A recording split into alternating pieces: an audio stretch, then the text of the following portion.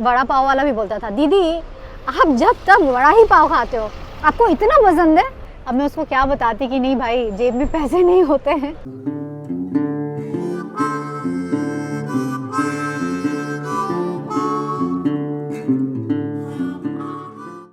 Hello, नमस्ते, सलाम, सत श्री अकाल, राम राम, और आप सभी को रतन राजपूत का प्रणाम। और मैं आ गई हूँ दोबारा से आप लोगों के साथ गपशप मारने के लिए, अप टू डेट करने आई हूँ मैं पहले से बहुत बहुत बेहतर हूँ।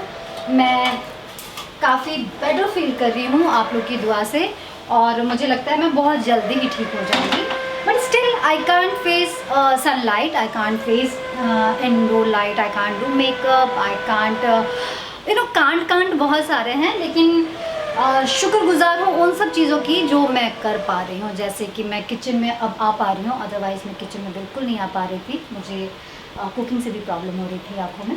So thank you so much आप लोगों के प्रेयर के लिए और विशेस के लिए। मैं आज पूरी बिहारी जोन में हूँ। मैं पता नहीं क्यों सुबह से ही मेरा बिहारी खाना खाने का मन कर रहा था। दिवाली वैसे भी आ रहा है तो कई घरों में बनेगा ठेकुआ, तो मैंने ये तामझाम शुरू कर दिया, ठीक है। पर तामझाम ना कुछ ऐसा बिखर गया तामझाम कुछ ऐसा बिखरा हुआ सा है, ऐसे टूटा टूटा नहीं बनता है, हाँ। लेकिन मैं इसको भी खाऊंगी। बहुत यम्मी बना, एकदम बिस्किट से भी ज़्यादा क्रिस्पी है। कढ़ाई में टूट जा रहा है, इतना क्रिस्पी है। और उसका कारण पता है क्या है? मेरा स्मार्टनेस या ओवर कॉन्फिडेंस। जब घर में खजूर बनता था, ये ठेकुआ बनता था ना, तो माँ अक्सर बोलती थी तो थोड़ा संभाल के, मोयन संभाल के। अच्छा, मोयन कई लोगों को पता हो या नहीं। जब आटा गूंथता है ना ठेकुआ का, तो इसमें सारे इंग्रेडिएंट्स के साथ साथ घी पड़ता है। तो मम्मी हमेशा घी में बोलती थी, हाथ रोक के बेटा, हाथ रोक के। हम लोग बोलते हैं क्या हाथ रोक के, मम्मी ना कंजूसी करती है। पर अब समझ में आया कि मम्मी कंजूसी नहीं करती थी, मम्मी को अनुपात पता था कितना डलना चाहिए और कितना नहीं डलना चाहिए। मैंने क्या पूरे बालों में गजरा लगा लिया है। ठेकुआ हमारे यहाँ छठ में बनता ही बनता है, और अदरवाइज़ अगर किसी लंबी जर्नी के लिए निकल रहे हैं, लाइक दशहरे की छुट्टी है हम लोगों की और ट्रेन जर्नी है, तो रास्ते में लिट्टी और खाने पीने की चीज़ तो होती थी, आलू का भुजिया, अचार, लेकिन ठेकुआ ज़रूर होता था और नमकीन भी होता था।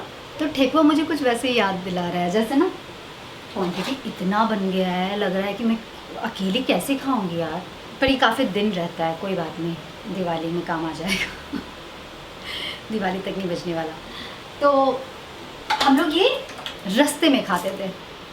अभी बना है ना, तो ऐसा लग रहा है कि कहीं ट्रैवलिंग के लिए निकल जाऊँ, कहीं घूमने जाऊँ क्या। एक तो ना ये काले चश्मे की वजह से गड़बड़, ओ नो, आ रही हूँ, पता है इस डार्क चश्मे की वजह से वो जल जा रहा है, पता ही नहीं चल रहा है। तो अब मैं ना थोड़ी देर में मिलती हूँ, ये सब समेट करके, हाँ आती हूँ। लेंगे। Ouch, good morning. आप लोग पूछते हैं कि मैं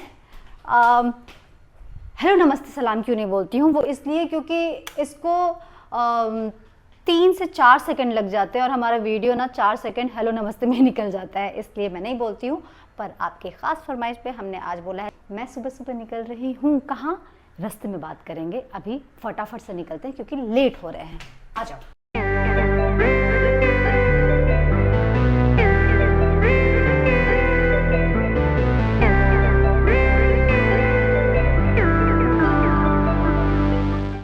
जी हाँ, हम जा रहे हैं पुणे। क्या हुआ? जैसा कि आप सब जानते हैं, इतनी कम वॉल्यूम में कुछ नहीं आवाज़ आएगी, मुझे पता है, लेकिन तुम इतना बोलोगे तो हमारी ब्लॉगिंग हो गई पुलिस संकट यार, सुबह सुबह नहीं मन करता है ये सब लगाने का, लेकिन कोरोना के डर से नहीं, पुलिस के डर से मैं अभी मास्क लगा रही थी।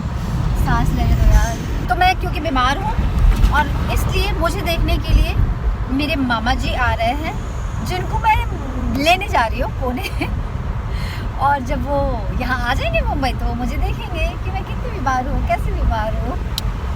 अच्छा, ये तो मजाक था, लेकिन सच यही है कि मेरी तबीयत ठीक नहीं है, इसलिए मामा जी मुझे देखना चाह रहे थे। तो मैंने कहा ठीक है, मैं आ जाती हूँ आपको लेने के लिए। इसलिए अर्ली मॉर्निंग में निकल रही हूँ, क्योंकि सनलाइट सनलाइट तो फेस करना ही पड़ेगा यार। प्रेयर में ना दम लाओ, थोड़ा थोड़ा दम होना चाहिए, तभी जल्दी से ठीक होंगी मैं। मुझे लॉन्ग ड्राइव बहुत पसंद है। अब वो पुणे जाना हो या गोवा जाना हो या किसी भी जगह जाना हो, सिर्फ मुंबई की ट्रैफिक नहीं होनी चाहिए, है ना। ये मुंबई है स्टाइल है, ऐसे अपना होता है ऐसे। यार किसका बोलते हैं ये लोग, गाना ही नहीं सुनाते, सिर्फ बोलते हैं। सुबह सुबह सर में दर्द हो जाता है। आप लोग भी सुबह सुबह हमारा ब्लॉग मत देखिएगा, हम बहुत बोलते हैं। हाँ ऐसे ही तो है, अगर हमको सर दर्द हो रहा है उनको सुन के तो। यार कुछ खाना है मेरे को, ये अकेले वाला जा रहा है यार। भैया रुक जाओ ना, वही रुक जाओ, मैं अभी आ रही हूँ, मैं अभी आ रही हूँ। भाई साहब 30 रुपीज के इतने केले, इतने सारे, बौड़ा गई है रतन भाई, बौड़ा गई है एकदम। यार हमको आजकल ना बहुत मन कर रहा है कि हम एकदम अपने ठेठ बिहारी अंदाज में आ जाए। मेरे फोन में गूगल आंटी क्यों बोलती है, गूगल अंकल बोलना चाहिए ना। मैं अब भी उसका वॉइस चेंज करूंगी। मैं वही सोचूं कि मैं इतना चिढ़ती क्यों हूं उससे। हाँ मुझे चिढ़ाती है। एक तो वो हमको भटकाती है और ऊपर से लड़की होकर भटकाती है। लड़का हो तो थोड़ा क्या बोलते हैं फ्लर्टेशियस शायद, फ्लर्टेशियस साउंड करता है तो बुरा नहीं लगता, ऐसा लगता है कोई बात नहीं, भटका दिया तो इट्स ओके। लेकिन लड़की भटकाए तो अच्छा नहीं लगता ना। हम लोग ये मुंबई पुणे हाईवे पे तो नजर नहीं आ रहे, ये तो हम लोग मुंबई के मोहल्ले में नजर आ रहे हैं। ओए हम अनशन करेंगे ये गूगल आंटी के खिलाफ। हमने 6 बजे फोन करके बोल दिया हम निकल चुके हैं, हम बस पहुंच जाएंगे 10 बजे, आप तैयार रहना। और अभी तक हम कितना बज रहा है, अभी टाइम क्या रह गया, 6:56 डॉट मुंबई के मोहल्ले में घूम रहे हैं भाई साहब। हम तो कहते हैं गूगल आंटी से अच्छे तो ये रिक्शे वाले भैया लोग होते हैं, कम से कम देसी होते हैं, इंडिया का आता पता है, गली गली नुक्कड़ नुक्कड़ जानते हैं, इन्हीं से पूछना चाहिए। और हम तो कहते हैं गूगल पे इन्हीं की आवाज भी रहनी चाहिए, भैया राइट काट लो, भैया लेफ्ट काट के पतली वाली गली में घुस कर बाएं मार लियो, पहुंच जाओगे। ये आवाज आनी चाहिए। ये टर्न लेफ्ट टर्न राइट ये बकवास है। हम फाइनली हाईवे पे पहुंच गए हैं और अब हम पुणे के लिए रवाना हो चुके हैं। लॉन्ग ड्राइव पे मजे से आलती पालती मार कर खाने के लिए कुछ हेल्दी रखकर उसके बाद निकलने का मजा कुछ और। सुनो हमको ना बर्गर खाना है। ये क्या टाइमिंग थी यार, और वो भी कैमरा ऑन करके मस्त वाली। बाय गॉड मुझे बर्गर खाने को बहुत मन कर रहा है। देखो रास्ते में ना नो हेल्थ कॉन्शियस, और मेरा जो कॉन्शियसनेस है ना वो कह रहा है कि यार बर्गर खा ले, डाल ले एक बर्गर, कुछ नहीं होता। रास्ता एंजॉय करना चाहिए और लाइफ भी एंजॉय करना चाहिए। ये रास्ता ही तो है ऊपर जाने का रास्ता। धीरे धीरे अपन उधर ही जा रहे हैं, खाया पिया ही साथ जाएगा, ऐसा मेरा अंदर से आत्मा कह रहा है। तो हम खाएंगे आज बर्गर, और हम खाएंगे या तो हम वड़ा पाव खाएंगे या हम बर्गर खाएंगे। मतलब मामा जी से मिलने से ज्यादा खुशी हमें इस बात की है कि एक पॉइंट है, उस पॉइंट का हम नाम बताएंगे आज। हाँ वहाँ का जो वड़ा पाव है, आहा हा, मतलब हम उछल गए जब हमको सुनने को मिला मुंबई से पुणे जा रहे हैं मामा जी को लाने।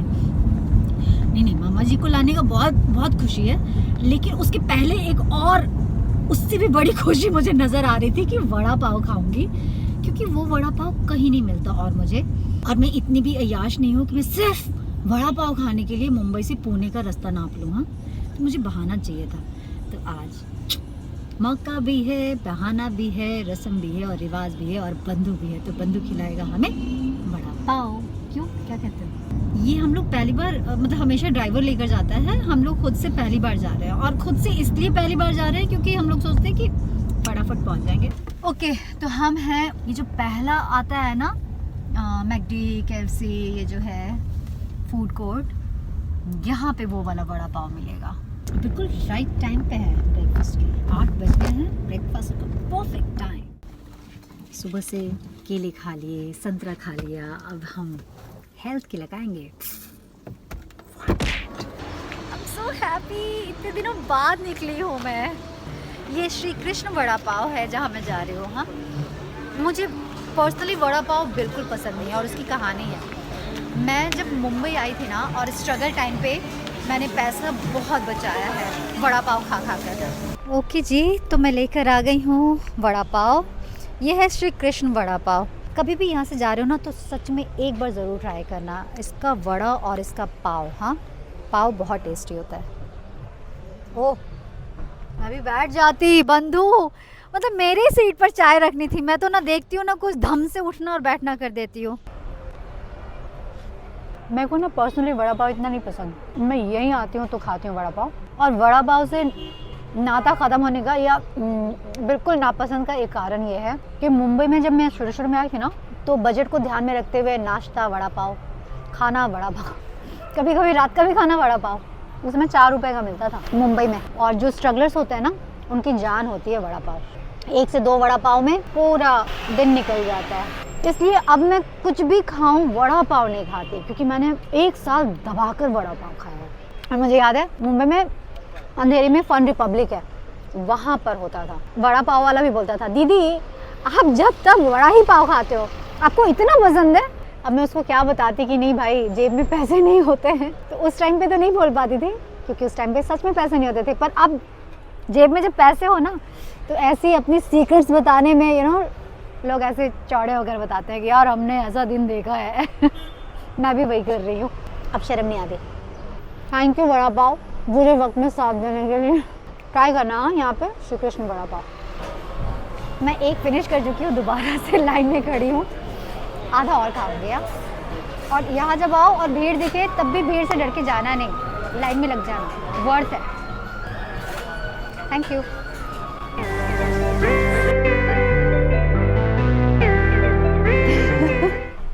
एक राउंड हो चुका है नाश्ता, लेकिन मेरा मन नहीं भरा है तो मैं दूसरा राउंड खा रही हूँ। नाश्ते में है फिर से वड़ा पाव, दही वड़े और कोकम शरबत। रिफ्रेशिंग, बातें कम, खाना ज़्यादा, जल्दी जल्दी, फिर मिलते रास्ते में। हे भगवान, ज़्यादा खा लिया भाई। ये श्री कृष्ण वड़ा ने ऐसा लालच दिलाया कि बस थोड़ा एक्स्ट्रा हो गया और अब उबकाई आ रही है।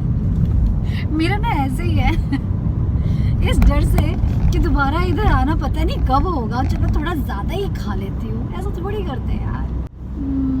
हे कृष्ण, तो उन्हें कैसे ये लीला चलाई कि मेरे पेट में खलबली मचाई।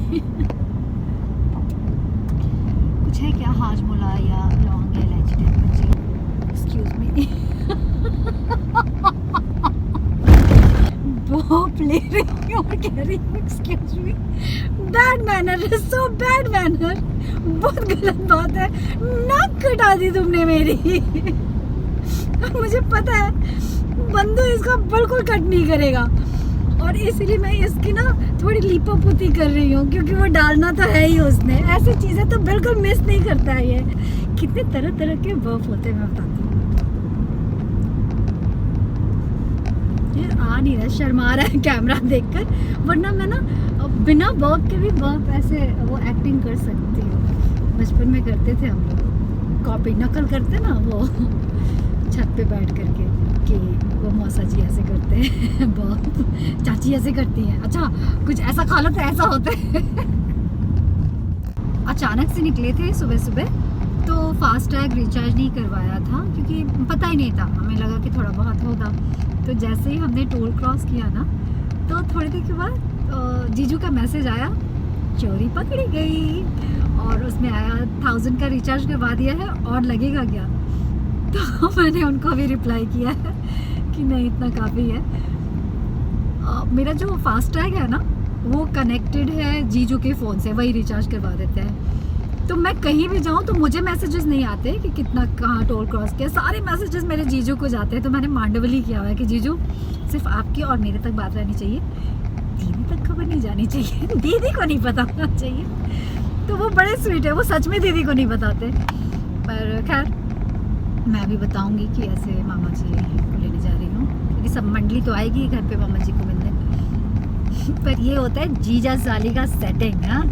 और उनको पता है मैं और बंधु इस मामले में एकदम अंडा है, ज़ीरो, कोई प्लानिंग नहीं, कुछ ऐसा सोचना नहीं, हम बस निकल पड़ते हैं। अभी शुरुआत तो कर दिया था वड़ा पाव से और ख़त्म कर रहे हैं खिचड़ी पर। भैया लालच बुरी बला होती है ना मामा? उतनी खास नहीं। उतनी खास नहीं, अगर लालच पर नियंत्रण किया जाए तो बुरी बला नहीं, अच्छी बला है। पर हमने लालच पे नियंत्रण ही नहीं किया। तो फिर नियंत्रण को गंवाना बुरी बला है, लालच बुरी बला नहीं है। ओके, तो सीख ये है कि लालच बुरी बला नहीं है, उस पर नियंत्रण गंवा देना बुरी बला है। लालच पे नियंत्रण गवा देना बुरी बला है। Exactly. गुस्सा खराब की नहीं है, ओके, पर गुस्से पर नियंत्रण हटा देना गड़बड़। बाप रे, मतलब नाक ऐसे पकड़ो या ऐसे पकड़ो, बात तो बराबर है ना गुरु भाई। अब आप लोग बताना हाँ कि क्या बात है, क्योंकि मामा जी ने कहा कि गुस्सा भी बुरा नहीं है, गुस्से पर नियंत्रण खो देना ये बुरा है। हाँ, तो- जितनी जरूरत है उतना गुस्सा करो। हाँ, तो ज़रूरत एक वड़ा पाव की थी पर मैंने 1.5 वड़ा पाव खा लिया, और दही बड़े का तो कोई गुंजाइश ही नहीं था। बिल्कुल बुरा कॉम्बिनेशन था, दही बड़ा सुबह सुबह मत खाना वरना तबीयत खराब हो जाएगी और आप भी खाओगे खिचड़ी। तो और मैंने बताया था कि मामा मुझे देखने आ रहे हैं, तो मैं आपको देखने के लिए लेने गई थी। अब आप मुझे देखेंगे। तो आप लोगों से मैं लेती हूँ अभी विदा, और मामा फिर मिलते हैं हम लोग कल परसों जब भी। तब तक के लिए इतना ही। थैंक यू सो मच आज मुझे झेलने के लिए। मैं कितना बोल बच्चन करती हूँ रे बाबा।